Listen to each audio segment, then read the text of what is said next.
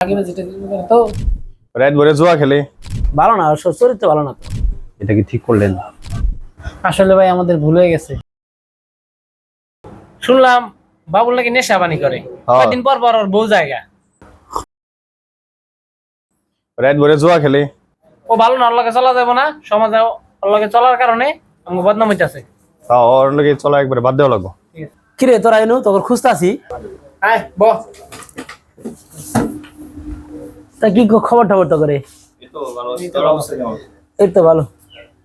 তো চা খা। এই তিনটা চা দেন তো। আরে চা খেয়ে যা। জাগাও। আসলে ও ফালতু। ও তাই দেখলাম, ওর মনে অহংকার বেশি। আর শুনলাম মনে হয় বাকি যেটা তো। ও মনে আছে তাহলে ইয়ে যাবো, ডেটিং মিটিং এ যাবো। হ্যাঁ হইতে পারে। ভালো না, চরিত্র ভালো না তো। আচ্ছা আম করে দুইটা চা দেন।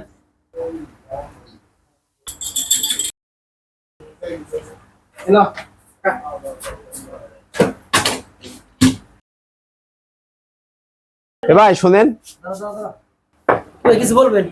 এতক্ষণ আপনারা যে সমালোচনা করলেন, আপনাদের সব কথাই শুনলাম। আপনারা তো তিনজনের ঘনিষ্ঠ বন্ধু, তাই না? তো এই যে একজন আরেকজনের নামে দুর্নাম করলেন, সমালোচনা করলেন, এটা কি ঠিক করলেন? আপনাদের উচিত একজনের দোষ আর একজন ঢাইকা রাখা, অথচ আপনারা একজনের দোষ আর একজন ফ্লাশ করে দিলেন। এটা কি ঠিক করলেন? ভাই, ইসলামের সমালোচনাকারী হচ্ছে শয়তানের প্রত্যক্ষ ভাই। এটা করা ঠিক না ভাই। আর এই কারণে আমাদের সমাজ রাষ্ট্র অনেক পিছায়া, বুঝছেন?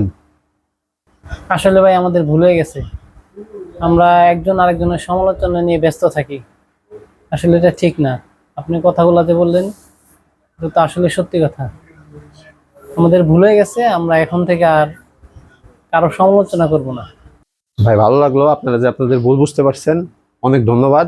ঠিক আছে, জান আপনারা।